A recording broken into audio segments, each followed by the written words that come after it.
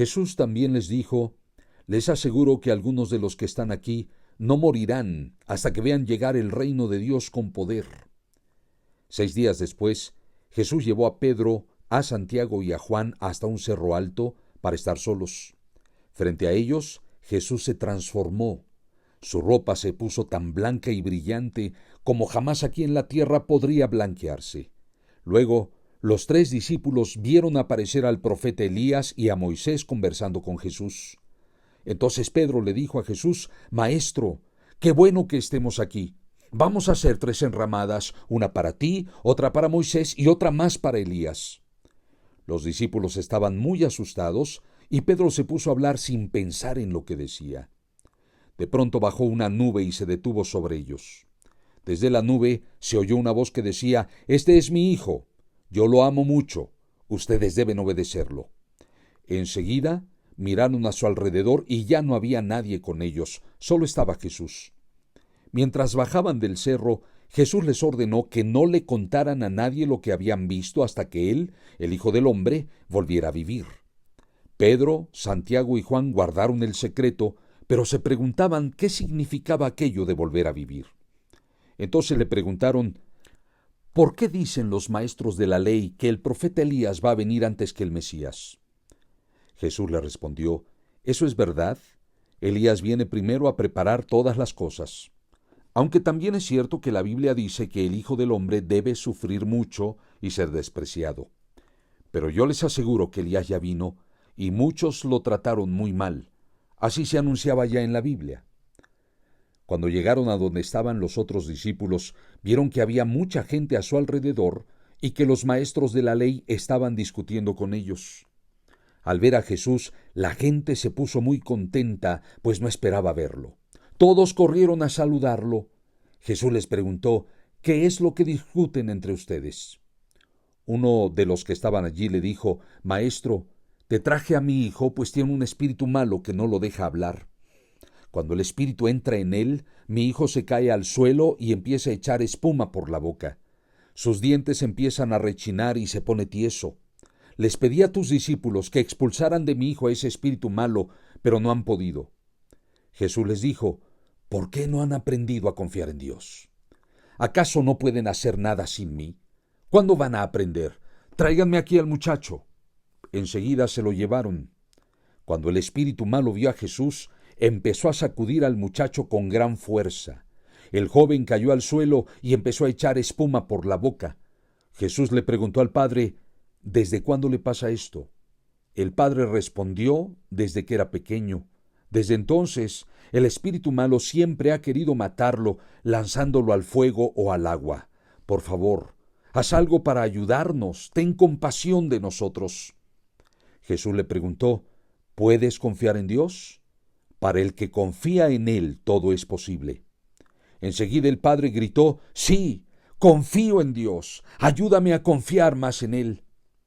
Cuando Jesús vio que se estaba juntando mucha gente a su alrededor, reprendió al espíritu malo y le dijo: Espíritu malvado, que impides hablar a este joven, te ordeno que salgas y no vuelvas a entrar en él. El espíritu malo gritó e hizo que el muchacho sufriera otro ataque. Luego salió y lo dejó como muerto. Mucha gente decía: Está muerto. Pero Jesús tomó al joven por la mano y lo ayudó a levantarse. Tiempo después, cuando Jesús regresó a casa, los discípulos lo llevaron aparte y le preguntaron: ¿Por qué nosotros no pudimos expulsar a ese espíritu? Jesús les contestó: Esta clase de espíritu malo solo se puede expulsar por medio de la oración.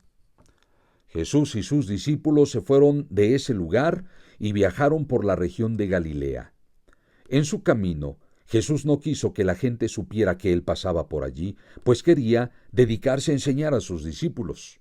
Les decía: Yo, el Hijo del Hombre, seré entregado en manos de los que me han de matar, pero 3 días después volveré a vivir.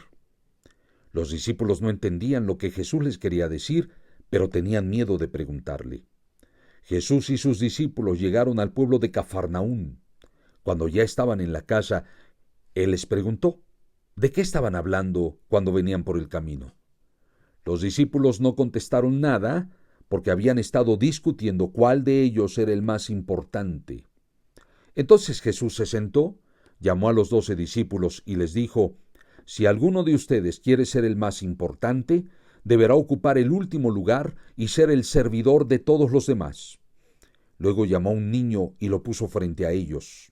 Lo tomó en sus brazos y les dijo: Si ustedes aceptan a un niño como este, me aceptan a mí. Y si me aceptan a mí, aceptan a Dios, que fue quien me envió.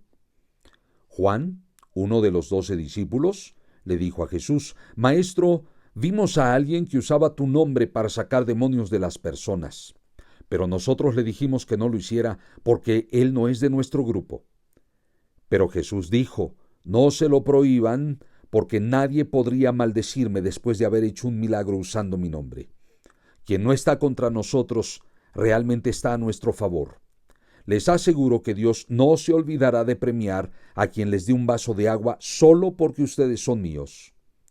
Si alguien hace que uno de estos pequeños seguidores míos deje de confiar en mí, mejor le sería que le ataran al cuello una piedra enorme y lo tiraran al mar. Si lo que haces con tu mano te hace desobedecer a Dios, mejor córtatela. Es mejor quedarse para siempre sin una mano que tener las 2 manos y ser echado al infierno, donde el fuego nunca se apaga. Si lo que haces con tu pie te hace desobedecer a Dios, mejor córtatelo. Es mejor quedarse para siempre sin un pie que tener los 2 pies y ser echado al infierno. Si lo que ves con tu ojo te hace desobedecer a Dios, mejor sácatelo. Es mejor que entres al reino de Dios con un solo ojo que tener los 2 ojos y ser echado al infierno, donde hay gusanos que nunca mueren y donde el fuego nunca se apaga. Dios va a purificar a todos como cuando purificamos las cosas con la sal o con el fuego. La sal es buena, pero si deja de estar salada, ¿cómo podrán ustedes devolverle su sabor? Por eso, sean buenos como la sal, hagan el bien y vivan en paz con todos.